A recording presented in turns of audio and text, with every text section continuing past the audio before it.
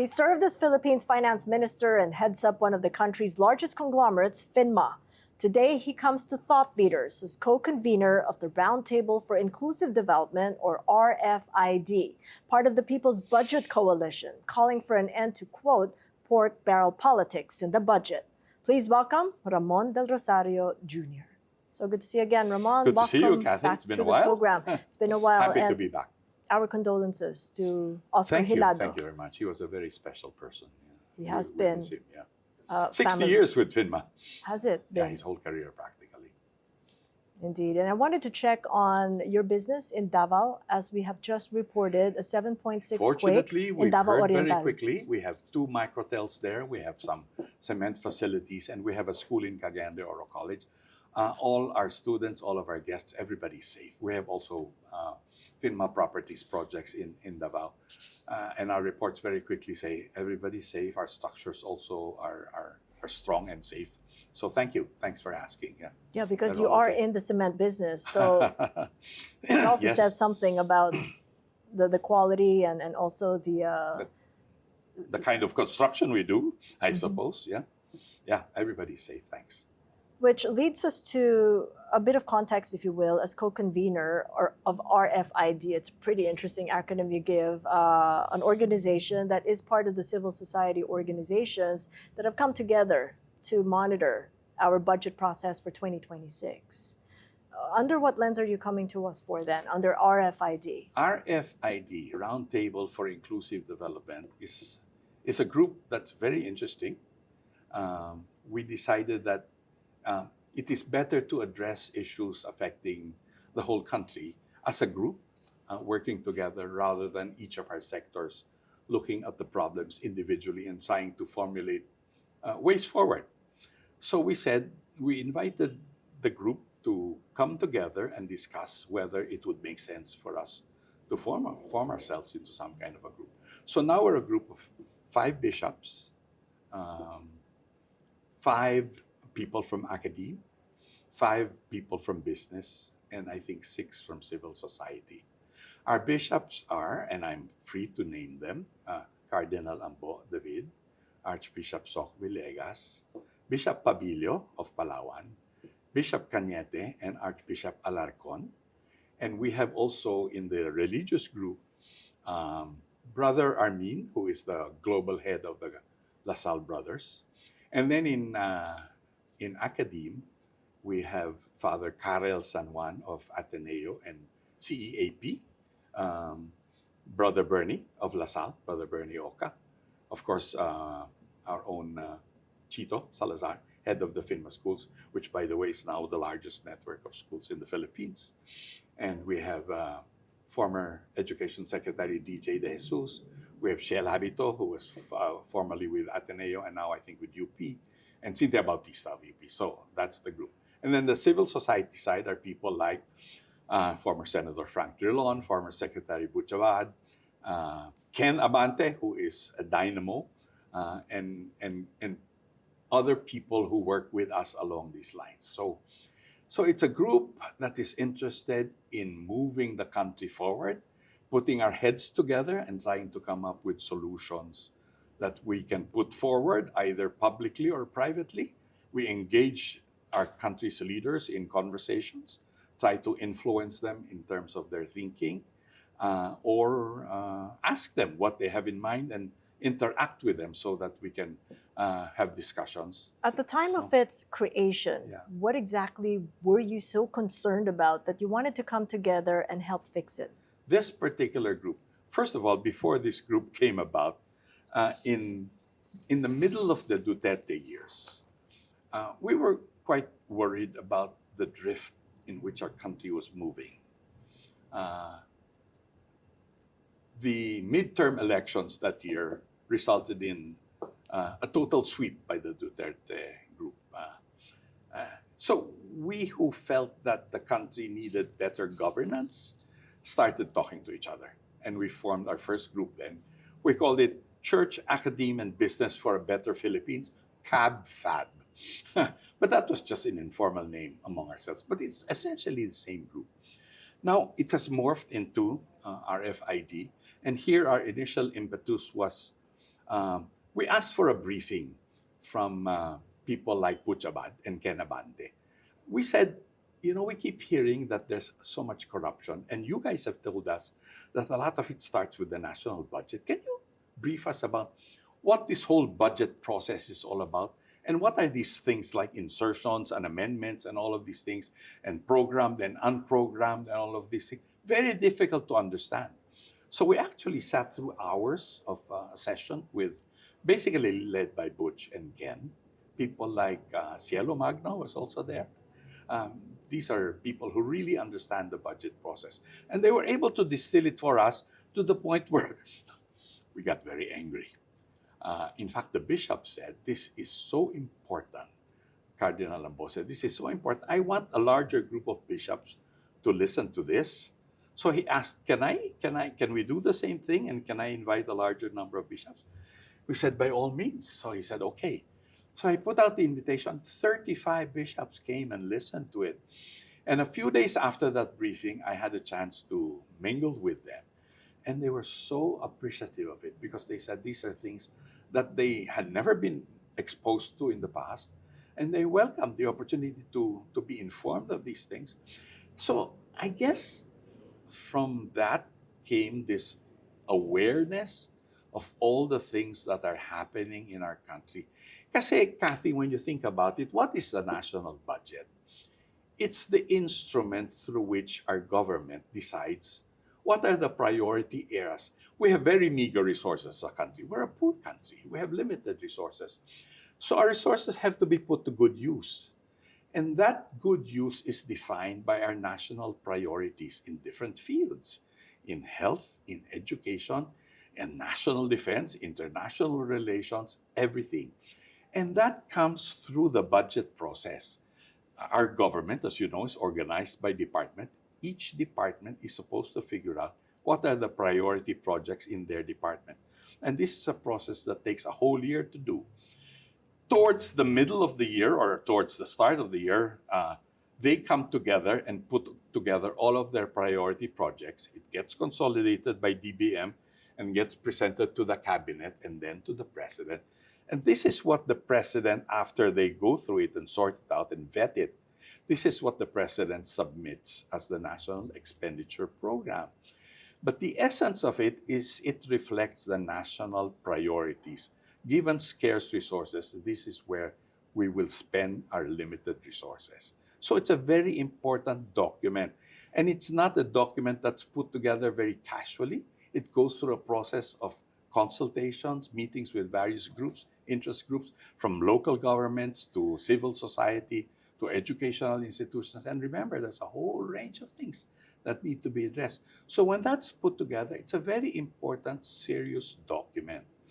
So the first thing I guess I would point out is this is a document that the president and his cabinet should really be fighting to protect because it's reflective of where we want our country to go.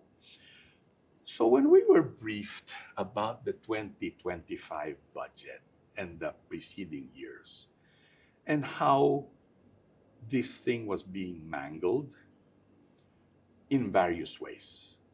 First, what was identified as priority areas were being defunded or the funding for them were being reduced. Things like PhilHealth, education, and overseas assisted infrastructure projects, for example. These are very high priority vetted projects, etc. And these were defunded and shifted to projects that were more what? Pork barrel type projects in essence. In the infrastructure side, it got shifted to things like flood control projects. Why flood control projects? Because they're the most difficult to monitor. If you say you dredged the river, how do you prove whether it got dredged or not? And it's scattered all over. So a lot of these flood control projects started coming up all over the place. And then on the social expenditure side, from what was called rules-based programs like the 4Ps, which is a sound program, it got shifted to things like Ayuda, where the process for accessing those programs starts with lining up for hours waiting for your mayor or for your local congressman to give you a letter of guarantee so that you can then go to your medical service provider or whatever to get the service that you are in fact entitled to. It shifts what is rules-based to a patronage-based system. Are you then saying that this didn't happen when you were finance minister in Oh. 1992, 93? Totally different. So this is a new phenomenon. I think it was the insertions, totally different, or diversions. maybe it was happening, but the scale was nothing close to what is Talk happening to us now. about that scale. Well, what do you think triggered that? Greed. Greed and the ability to get away with it. More and more, it became a system where everybody was in on it. The way they did it was there was something for everyone. The congressmen and the senators would connive with the executive branch so that there was percentages given to everyone along the way, including the contractors. And that's the system that evolved. And because everyone was getting a share of it, everyone decided to be tight-lipped. And it just grew and grew and grew until it became the monster that it now is. And now everybody is saying, how did this happen? Well, it happened because people let it happen. I'm sorry to say, even the president, when he said, mahiya naman kayo, that's a little strange for him to say because it was his budget to start with. And he should have been aware of what was going on with it. And he had the opportunity to veto a lot of these things. It should have been brought to his attention by the DBM and the different department secretaries whose budgets had been mangled so that he could have acted on it at least with full information. If he did not have the information, then his department secretaries were not doing their job. Given what we do know now, what can he do? What can you do looking forward? In the first place, make sure that 2026 is in no way a repeat of 2025. For 2025, a lot of it has already gone out, but there are certain projects, I think the ICI and the new DPWH secretary has said, stop where you can stop. Let's review those projects. For example, flood control is not something that you do out of the blue. There are, I understand, and this is part of the briefing that Babe Sing Son gave us, there are 18 major river basins in our country. And you start with that. It's not just flood control, it's water management, water flow management.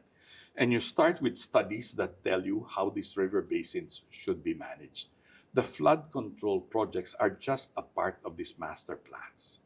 So they make sense and they need to be implemented properly because that's how you mitigate flooding and that's how you control to make sure water is available for irrigation in the dry months. That's the system that's been set up.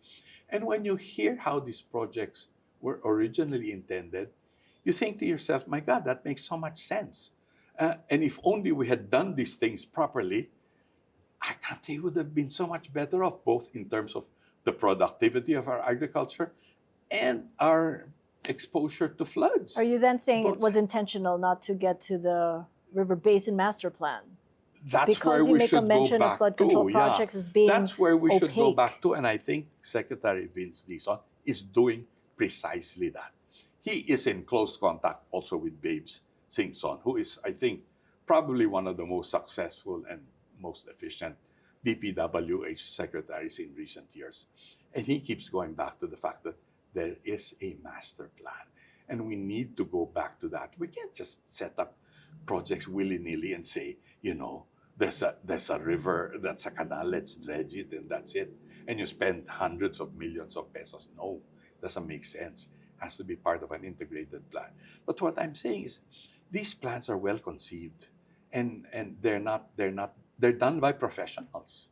And there's a lot of good that's going on in our government. If only we allowed the work of these professionals to actually take place, our country would have moved forward already. The reason why there's so much poverty in our country even now is precisely because we have not used our resources the way they've been intended. And if you let our technocrats and our capable government people to do their jobs properly, our country would have moved far ahead of where we are now. It's really the corruption along the way that has gotten in the way of moving our country forward. That's why so many of our country are still poor. In the recent SWS survey, 50% of our people still think of themselves as poor.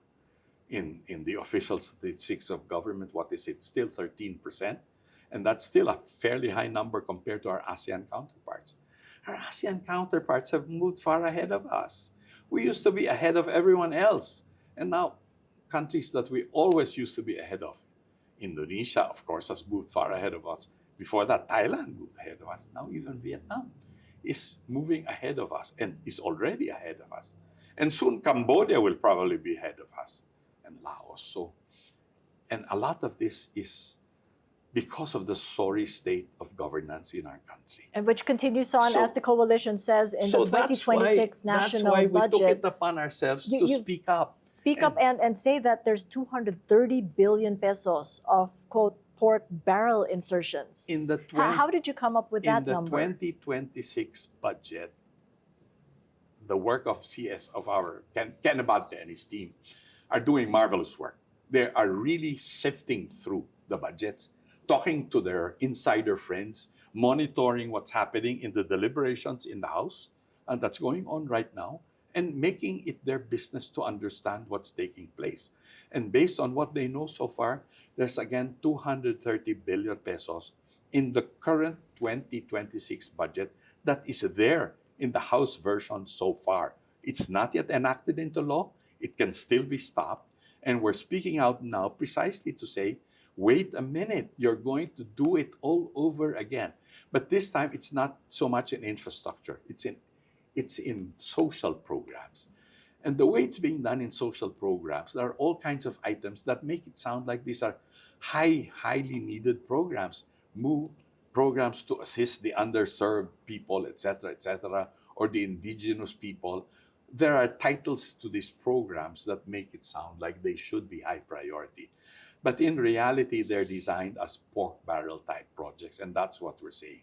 At the very least, we're saying, please take a close look at these programs now and put a stop to this idea. Our main idea is transfer, if you want to do social programs, and we do need social programs to assist the underserved sectors, put them into programs like the 4Ps, which is rules-based and based on very specific guidelines as to who is entitled and how the program works. 4Ps, as you know, is conditional. The mother, for example, has to go through medical treatment. The kids have to go through a feeding program. All of these are tied together, and after all of that's complied with, then they are entitled to certain amounts. And it's a fixed program amount, and every month it takes place. They don't have to beg for it. It takes place as long as they comply. There is a way of structuring this program so that it is that type of a program. Are you getting heard, though, that this is the way to go? Because as far as the civil society organizations are concerned, they've just been given observer status. They really wanted to be resource persons, but moving in that direction, though, because of the outcry, because of the outpouring of anger, even in the UAAP. Did you see that video of the UAAP basketball game between UP and Ateneo the other day at midtime? At midtime, instead of just cheering, at the end of the cheering, the Ateneo guys opened their shirts and each of them said, "Ikulong ang kurakot." And then the UP guys started chanting, "Ikulong ang kurakot," something like that. And it went on and on. It became such a loud cheer. People are really angry. And I think our legislators are sensitive enough to that they are at least listening to people who are saying, enough already. As a start, can you please make sure that 2026 is not going to be 2025 all over again? So I think they're listening. I think guys like Ken Abante are making their points heard. Some of us, a small group of us, met with some leaders of the Senate last night to talk about these things precisely. That's what we do. Because of the composition of our group, we are able to reach out to the leaders of Congress, if we need to, or even of the executive branch. When we request meetings with them, particularly if it's in the name, for example, of Cardinal Lambo or Archbishop Sok, etc., and some of us, and Senator Frank Drilon, they gave us a hearing naman. And that's one of our advantages, is we're able to reach people who are decision makers. And when you get to And we meet do with that. them, Yeah. what kind of tenor or tone do you get? Is it because of it's a matter of survival, I gotta listen to you guys, Yeah. or is it because I'm really concerned myself? Well, As a both Filipino. depends on who we're talking to, and some of them are sincere that they really care about these things. Are they a themselves too. minority though? Let's say there's a growing number of them, I think, who are sincerely wanting to do the right thing.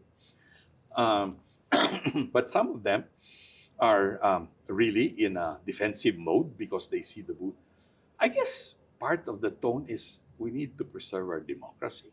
There are people who are talking about resorting once again to extra constitutional measures to set things right. Because whether we like it or not, when there's this kind of agitation, when there's a lot of anger among our people, there are people who will want to exploit the situation and take advantage of it. So there are those voices being heard again.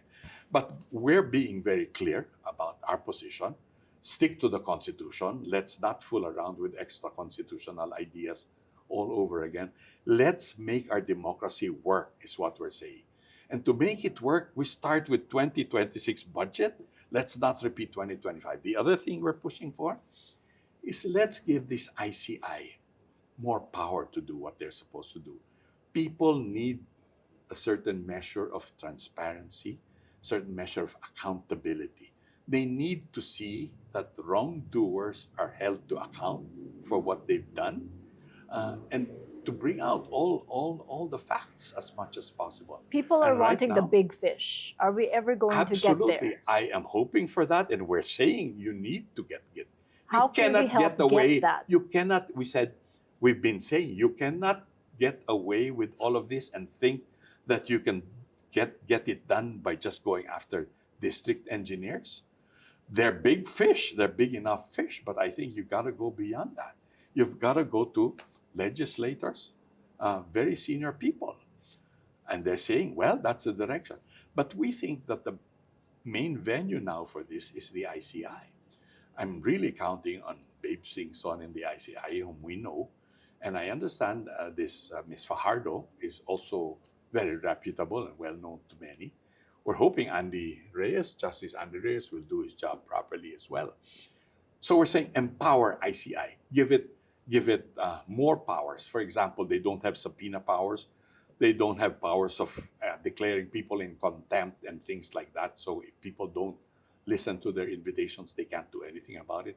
They have to have tenure of office so that they cannot be removed in case they start doing things that some powers are not happy with. Those They are need to have policy funding, challenges. things like that. Yeah. Policy challenges that can be changed, but what about patronage politics? Do you think that they might be constrained because of that system perpetuating the kind of abuse that's Well, the that's happened? patronage politics idea we're trying to address through the budget because it's embedded in the budget. That's how you stop it, is you create a budget that does not lend itself to the practice of patronage as the main means. And you do away with corruption-prone projects like flood control projects that are not part of a master plan, etc. So that's how we're trying to address that. But empowering the ICI is important because people are crying for accountability. And that's where you need legislation to support them. And we think there are, apparently the Senate President himself is the author of one of the bills to empower the ICI. Did you expect the people to go out there in the streets on the 53rd anniversary of martial rule on September 21st?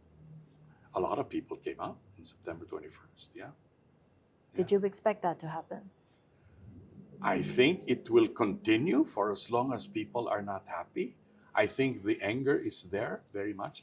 The sad thing is there are also people who are exploiting this thing. That's why it is important for those who have the powers to realize that there is a serious problem facing our country, that they cannot shrug their shoulders and say it will pass. We don't think it will. You really need to show serious intent to change things and reform things. So start with those two things. It's just two simple things. The 2026 budget must not be a repeat of 2025, and empower the ICI so that it can do its job well. Accountability and transparency are very important. Plus transparency in the budgeting process. True citizenship participation, both in the budgeting and in the monitoring of infrastructure projects, citizen participation. And it's very interesting. The church people are all agitated. Bishop Ambo, Cardinal Ambo was just telling us. They were invited to the ICI. And the whole purpose of that invitation was to ask them if they would be willing to do monitoring on the ground for projects, for infrastructure projects. You know how many bishops turned up? 54 bishops turned up for that meeting.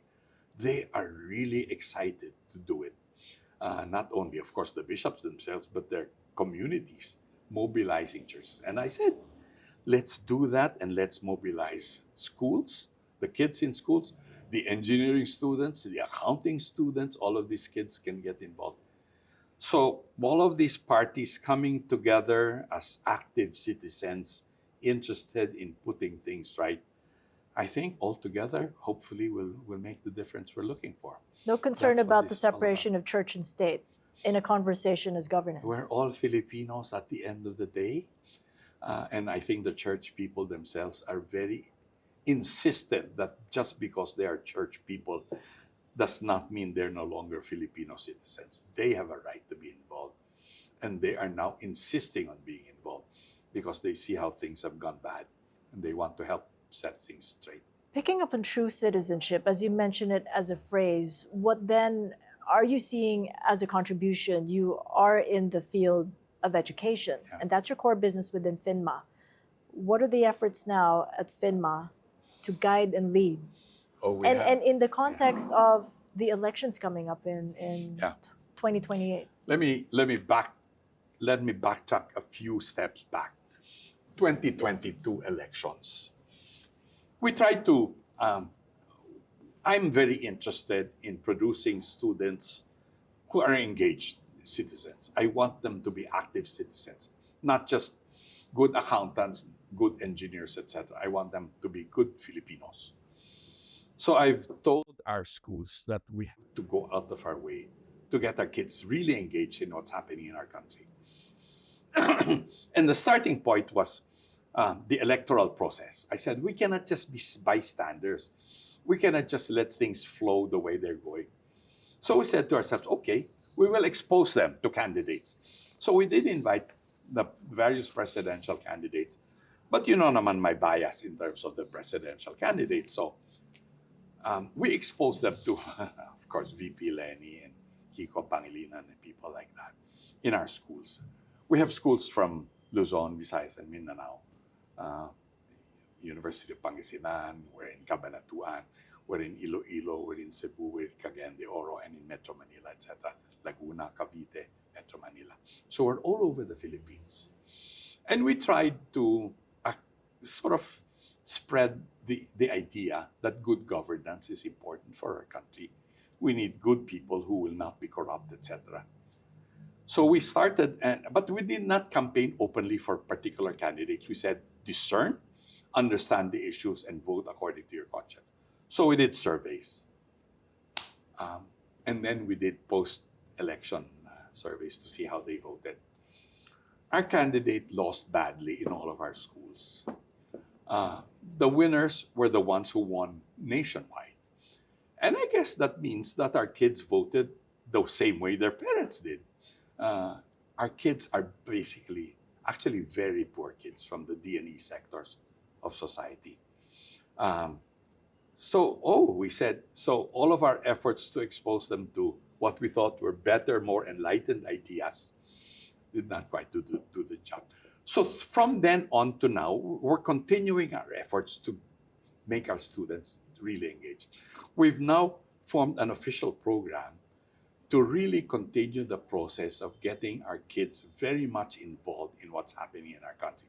And right now, in all of these discussions about the budget, our kids in our schools are very much engaged. There's all kinds of programs that they do, starting with forums, lectures, etc., or inviting guest speakers, and then allowing them to do their own projects like setting up grievance walls, explaining to each other what's going on and what's wrong with this and what's wrong with that, or looking for the infrastructure projects supposedly in their communities.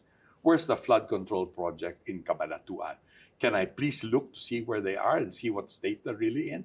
That kind of thing. We're encouraging them to do those things. So more and more, they're very much engaged with what they're doing.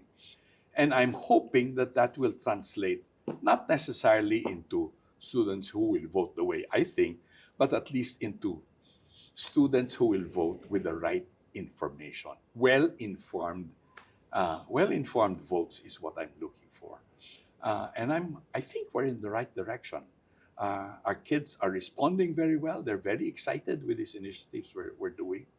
Some of our discussion projects, for example, we do it in all of our schools, across all of our schools, all over the Philippines, at the same hour, so that when they break up and start communicating with each other, both physically and by social media, they're talking about the same thing, and they're discussing this thing that they just talked about in their classes. And it's very exciting to see how engaged they are in all of these types of conversations. So we're trying our best, and I guess the objective there is informed citizenry and engaged citizens, and hopefully better educated and better informed electorate so that they will vote better, at least with clear minds about what they want for their country. As far as perceptions are concerned, it's really a culture of bribery that one would like to demolish. I was just looking at the World Value Survey. It's the seventh wave. Yeah. This was published by the Straits Times just Okay. last September 25th. And it said only 3 in 10 Filipinos believe bribery is never justifiable. So that makes the Philippines one of the most tolerant countries toward bribery in Asia, compared to the likes of the Japanese, Indonesian, Thai, Much fewer. Singaporeans, much fewer, because outright rejection of Yeah. bribery is nearly universal. Isn't that sad?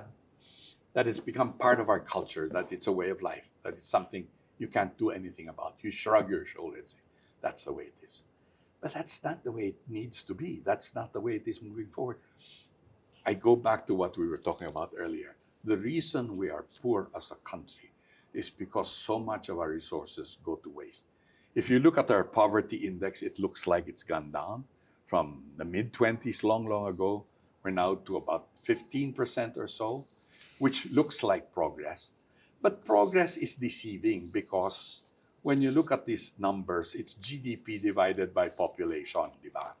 And so on a per capita basis, you've grown and your per capita income has gone above the minimum you need for sustainability. But the problem is the income in our country is not well distributed. All of that growth in our economy has gone to a few people. The few rich people who have amassed unconscionable wealth are lording it over the millions of people who continue to be very poor. And that's why this is so infuriating when you see the magnitude of corruption taking place and people benefiting from this corruption, displaying it on television, in lifestyle programs, and people admiring them for what they are and what they do.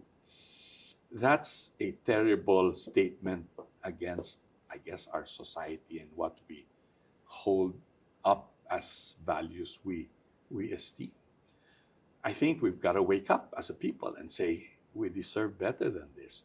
And we start, again, we're focused on the national budget because that's where our resources allocation starts. And if we don't do that properly, we will continue wasting the limited resources that we have. In the meantime, That's why it's so important for people to understand what's going on. Yeah? what they understand is deserve better, we should. So some lawmakers out there are asking for tax holidays, maybe as a form of relief, or maybe as a form of support, stimulus. What do you make of it as former finance Well, minister? first of all, it's very costly to the economy as a whole. Rather than tax holiday, how about corruption holiday? How about how about a holiday against all of these things that they're doing, all of this patronage politics? How about that? I mean, gosh, there's so much they can do to set things right if only they would set their mind to it. Just control their greed. For a start, how about a 12% VAT cut to 10%? No, I think those are exactly the wrong things to do, because those provide the resources that our country can use and put to good use. It's really in the corruption that we need. We need to address the corruption. There's no quick fix. You cannot fix it quickly. You really need to work on it brick by brick, slowly by slowly. And you start with the things that matter. And I really go back again. You start with the national budget to start with. Do it right. Start with the 2026 budget. Do that right. And then let's go through a process of being more transparent, open it up to more citizen participation. There are people who are interested in spending the time to look it over, watch over it, make sure it's being done properly. And will it all be done properly overnight? Of course not. But at least we chip away at it and move towards making it, doing it better. I guess what That's, we're I think, the asking way. for is trust, because there is a lack And of it. you don't earn that immediately. You earn it little by little, by showing good faith, by showing that you have the intention of doing what's good for the people at large, by looking for the common good instead of what's good for myself only. In the meantime, there are the impatient investors. As you've seen in the past 3 weeks, it was a 100 billion peso loss in Not 3 market trillion, value. yeah. Not of that magnitude, Yeah. but it is a loss. And much worse, the loss of investor confidence. Yeah, So how yeah, do we yeah. win that back? In the meantime, fact, as in our we own try to case, rebuild Cathy, trust. We started hearing about corruption in our own boardroom. Because we're in construction materials, we started hearing, because we keep, from time to time, we ask our construction materials people, where is the demand coming from? Is it from government projects or from private projects? And of course, they say more or less 50-50. So how are these things going on? Is there strong demand on both sides? Well, they say, yeah, but on government projects, sometimes they report that there's growing reluctance to pursue government projects, particularly among the more credible, reputable contractors, because they are facing a situation where the demand for bribery is growing almost every quarter that we meet as a board. You hear that the percentages keep going up, up, up, up. In the beginning, we were already appalled by 20 to 30% going to corruption. And what did you do then? Then it became 30 to 40. You didn't do anything at 20%. We have always tried to be, I guess, good citizens. We've always tried not to deal with corrupt people to the extent we can. We're not in construction ourselves. So we just supply the contractors. And the contractors we deal with generally are the reputable ones, the DMCIs, EEIs, Makati Development Corporation, Megawai, those large contractors. And they're reputable, and they're good people, and they do jobs properly. But even from them, we were hearing reluctance that this percentage was growing to 30%, then 40%, 50%. Lately, what are we hearing? 60 to 70% is now going to corruption, leaving only 30 to 40% to actually implement the infrastructure projects that's in our budget. Can you imagine how much more we as a country can be doing if only that corruption was controlled or minimized? So that's why I keep going back to it as a very important element of focus for us and for our people. We cannot just shrug our shoulders and say that that's the way of life in this country. We cannot. And that's why people are now very angry about it. And that's why people are now speaking out. And that's why we ourselves are speaking out. That's why I'm telling you that there is this group. In the beginning, this group was very quiet. We were not even signing documents, etc. But we've said it's time for us to tell people that we're around and we're here to do what we can to help make things straight. Are you telling the same, though, for your investors, your clients, prospective and current? What's your narrative to them? That there is hope. That there is hope, and we have to continue hoping that there are good people in this country And, even if we look at our history, going back a bit, if I look at the 39 years since EDSA, there were three episodes, I think, of relatively good governance. Cory Aquino, Fidel Ramos, and Pinoy. I will not anymore talk about the others. But so we had 18 good years when we had good moral leaders who set the tone that corruption was not going to be tolerated, that we were going to do what's really good for our country. I guess, in short, we do have the ability to elect leaders who are really interested in what's good for our country. We've done it. We can do it again. And I think it's absolutely critical that we focus on electing good people to lead our country, because there's no going around the idea that the tone has to be set from the top. When the tone is set from the top, and the last time around that we had this was Pinoy, he did a magnificent job. He had a public works secretary like Babe Singson, who was probably the most honest and most efficient public works secretary in recent years. And all of his contracts can stand scrutiny. He said he mobilized, he was able to convince the big time reputable contractors to again participate in bidding for government projects, because he assured them that they would be fairly bidded out, and that these were well-designed projects, etc. That's the starting point. And he got communities involved in monitoring these projects, etc. It can be done. So there is hope, is the message we tell our partners. Recently, a big group, Sumitomo, came back and joined us in our cement business.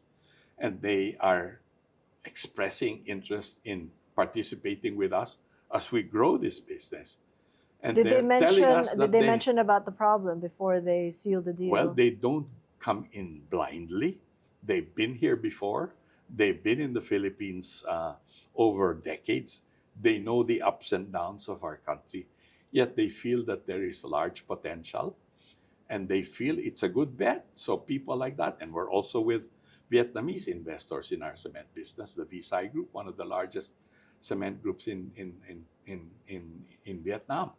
So there are people who cast their faith with us, and the message is, yes, we still have faith in our country, and we can set things straight. But And we're not going to stop until it happens. when you have a Bangko Sentral governor cutting rates by a surprise 25 basis points on account of the prospect of an economic slowdown because of the anomalous flood control projects, what signal does it give? I think it gives the signal that our economic managers are on their toes and listening to what's happening. They are interested in keeping the economy humming as much as they can, and doing their part in helping keep the economy on even keel. We don't want it to deteriorate too badly.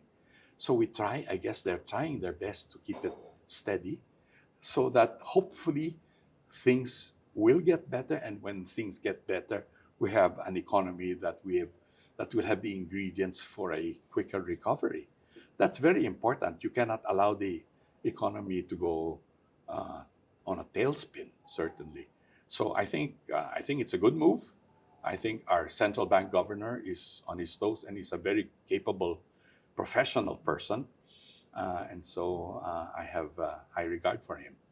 For the young voting public, do they have to wait for the elections in 2028? What can they do now to latch on to that hope and hope for better governance? But between now and then, there's 3 more years. Hold their present leaders accountable to the things. Do what they're doing now. Complain about the now that there's huge awareness about corruption. Keep talking about it, and keep complaining about it, and keep demanding better from their leaders. And again, 2026 budget, start with that. Whatever we can all do to make sure that that's done right, let's do what we can to set it right. And then again, support the ICI. I think that's a very important element. I think they're doing what they can, but they need to be empowered properly. So with those two as a starting point, let's stick together, make our economy stronger, keep our democracy working, keep our democracy alive, stick to the Constitution, and then in the next opportunity we have in 2028, let's all work together to choose the leaders that we deserve, who can put our country on the right track towards better times. Huge homework, a laundry list there for the current leadership. But My wife tells me I'm a Don Quixote and I never give up. And how can we give up?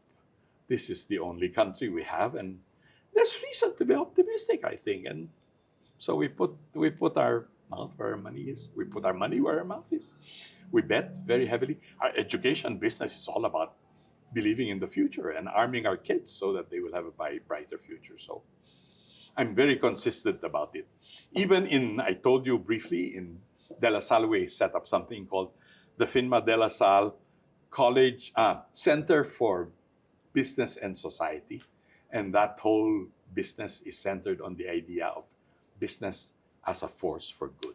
And that's how I hope the whole business community will move forward. Okay, we'll leave it there for the silver lining, as we want to end this on a good note. Thank you so much, Ramon. Thank you very much, Cathy. As you can tell, I'm difficult to stop talking because I talk about things that matter a lot to me. That's why you're Thank you a very long much. conversations. Pleasure. Thank you. Thank you. Catch us again next Thursday at 9 p.m. Philippine Standard Time on One News. You can also check out the long conversation on YouTube, Spotify, Apple Podcasts, and Google Podcasts. If you haven't done so, like or follow my social media pages. I'm Cathy Yang, and this is Thought Leaders.